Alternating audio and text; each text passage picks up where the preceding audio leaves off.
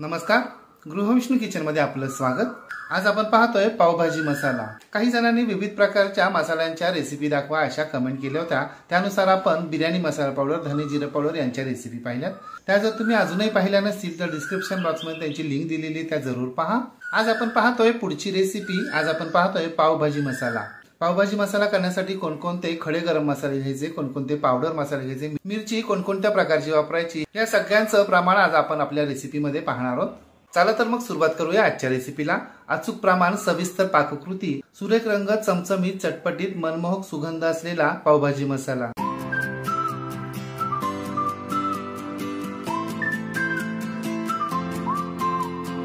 हे पावभाजी मसाला करण्यासाठी इथे आपल्याला 18 प्रकारचे गरम मसाले लागणार आहेत। यापैकी काही खडे गरम मसाले आहेत तर काही पावडर स्वरूपात आहेत।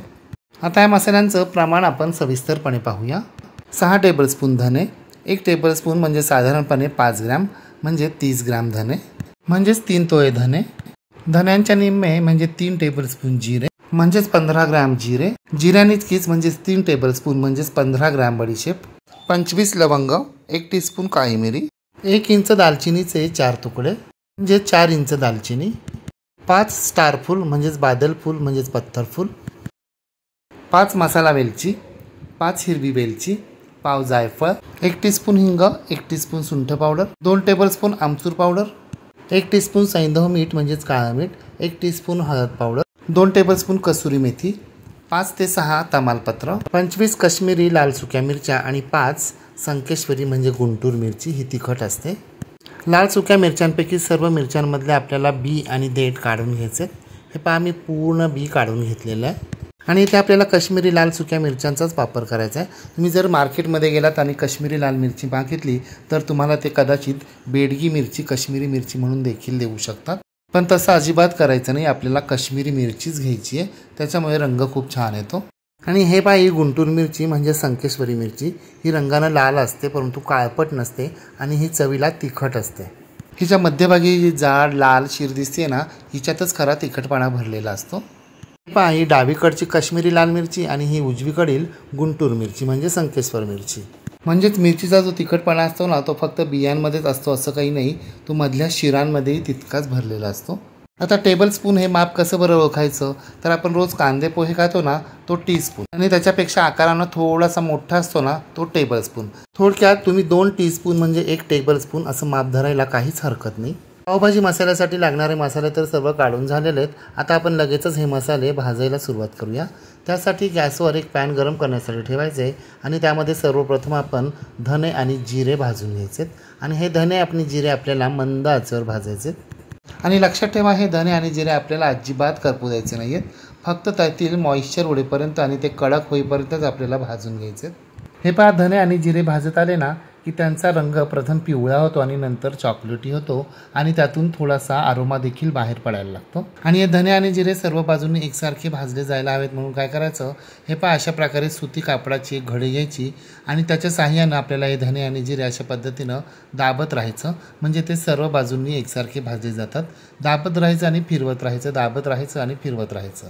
हे पहा, आपल्या धने आणि जिऱ्यांचा रंग बदलायला सुरुवात झाली आहे, परंतु रंग बदललेला नाही आहे आणि अरोमा देखील यायला सुरुवात झाली। आता काय करायचं, दोन्ही प्रकारच्या लाल सुक्या मिरच्या यामध्ये घालायच्या आणि मंद आचेवर या मिरच्यासुद्धा आपल्याला धने आणि जिरे यांच्याबरोबर एकसारख्या भाजत राहायच्यात। अगदी 10-15 सेकंद मिरच्या भाजून झाल्यानंतर हे पहा, यामध्ये मीठ घालायचे आणि ते सुद्धा व्यवस्थित भाजून घ्यायचे। मीठसुद्धा थोडंसं ओलसर असतं म्हणून ते आत्ताच मिरच्यांबरोबर भाजून घ्यायचं, म्हणजे त्यातला ओलसरपणा निघून जातो आणि आपला मसाला लवकर खराब होत नाही। मीठ घातल्यानंतर हे पहा, पहिल्याप्रमाणेच कापडाच्या साहाय्यानं हे सर्व जिन्नस आपल्याला असे दाबून घ्यायचे आणि फिरवत राहायचं। आणि कापडाच्या साहाय्यानं दाबून झाल्यानंतर हे पहा, एक मिरची अशी उलट करत जायची, म्हणजे ती दोन्ही बाजूनी व्यवस्थित शेकली जाईल, व्यवस्थित भाजली जाईल, एकसारखी भाजली जाईल। एवढे सगळे जिन्नस भाजण्यासाठी आपल्याला जवळजवळ 3 ते 4 मिनिटच लागतात। हे पहा, आपले सर्व जिन्नस अगदी व्यवस्थित भाजलेले आहेत, सगळीकडे अरोमा दरवळतोय। आता आपण हे जिन्नस एका ताटामध्ये काढून घेऊया। आता याच गरम पॅनमध्ये प्रथम आपल्याला स्टार फूल म्हणजेच पत्थर फूल म्हणजेच बादल फूल, त्यानंतर मसाला वेलची, लवंग, काळी मिरी, हिरवी वेलची, दालचिनी आणि बडीशेप हे जिन्नस घालायचे। आणि दालचिनी घातल्यानंतर दालचिनीचे आपल्याला हे पहा, अशा प्रकारे हाताच्या साहाय्यानं छोटे छोटे तुकडे करून घ्यायचे आणि शक्यतो बडीशेप वापरताना लखनवी बडीशेप वापरायची, म्हणजे ती बारीक आणि जास्त सुवासिक असते। पाव जायफळसुद्धा घालायचं आहे, अगदी पाव नाही वापरलं, हरभरा एवढं वापरलं तरीसुद्धा चालणार आहे। मसाला सुगंधित व्हावा म्हणून आपण सुगंधी मसाले जास्त घालतो, परंतु तसं करून चालणार नाही। अशा प्रकारे जास्त सुगंधी मसाले वापरले तर आपला मसाला कडू होतो। आणि हे सर्व मसालेसुद्धा आपल्याला मंद आचेवर अगदी 2 ते 3 मिनिटं भाजून घ्यायचे। आणि हे सुद्धा आपल्याला हे पहा अशा पद्धतीनं कापडाच्या साहाय्यानं दाबत प्रेस करत फिरवत भाजून घ्यायचे। हे पहा आपले सर्व मसाले भाजून झाले, त्यांचा अरोमा दरवळतोय। आता गॅस बंद करायचा आणि यामध्ये आपण 2 टेबलस्पून कसुरी मेथी आणि 5-6 तमालपत्र घालायचे। आणि तमालपत्र घालताना ते अशा पद्धतीनं तोडून घालायचे, चुरगळून घालायचे, म्हणजे ते सर्व बाजूंनी व्यवस्थित शेकले जातील, भाजले जातील। आणि गॅस बंद केल्यानंतर हे पहा अशा पद्धतीनं कपड्याच्या साहाय्यानं, कापडाच्या घडीच्या साहाय्यानं हे मसालेसुद्धा आपल्याला 2 मिनिटं अशा पद्धतीनं भाजून घ्यायचे, हलवून घ्यायचे। हे पहा आपले हे सुद्धा मसाले भाजून झालेत। आता हे मसालेसुद्धा आपण काढून घ्यायचेत आणि पूर्णपणे थंड करून घ्यायचेत।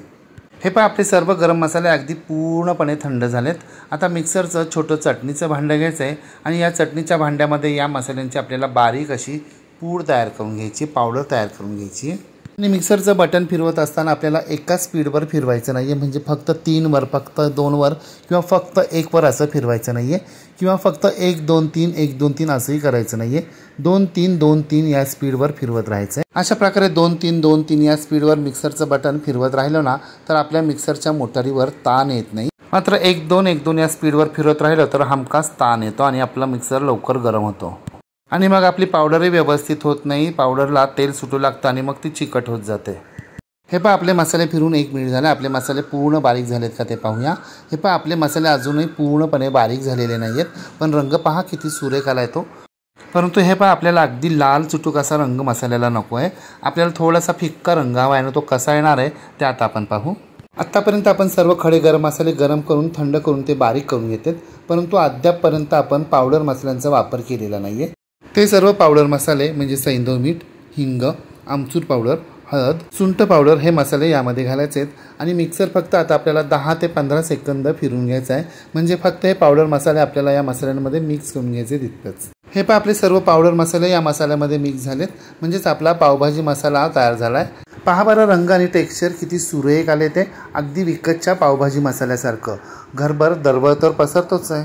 आता आपण हा घरी तयार केलेला पावभाजी मसाला आणि विकतचा मसाला यामधील फरक पाहूया।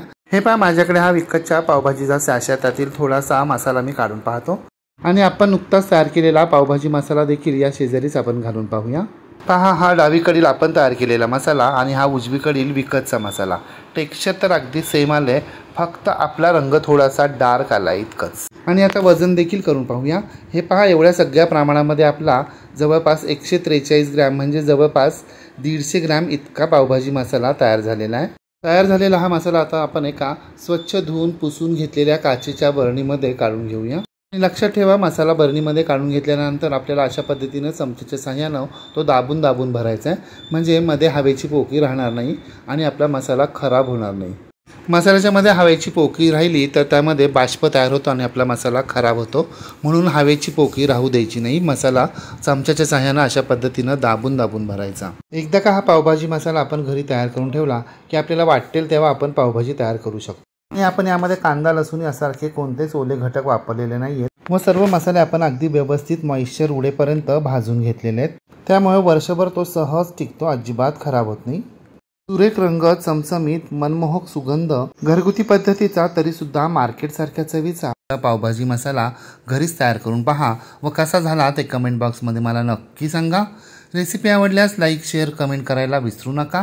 आणि हो, तुम्ही जर अजूनही गृहविष्णू किचन चॅनलला सबस्क्राईब केलं नसेल तर प्लीज नक्की सबस्क्राईब करा, शेजारील बेल आयकॉनवर प्रेस करा, ऑल सिलेक्ट करा, म्हणजे माझ्या नवनवीन रेसिपींचे नोटिफिकेशन तुमच्या मोबाईलवर येतील। पुन्हा भेटूया अशाच एका नवीन रेसिपीसह, तोपर्यंत नमस्कार व रेसिपी शेवटपर्यंत पाहिल्याबद्दल धन्यवाद।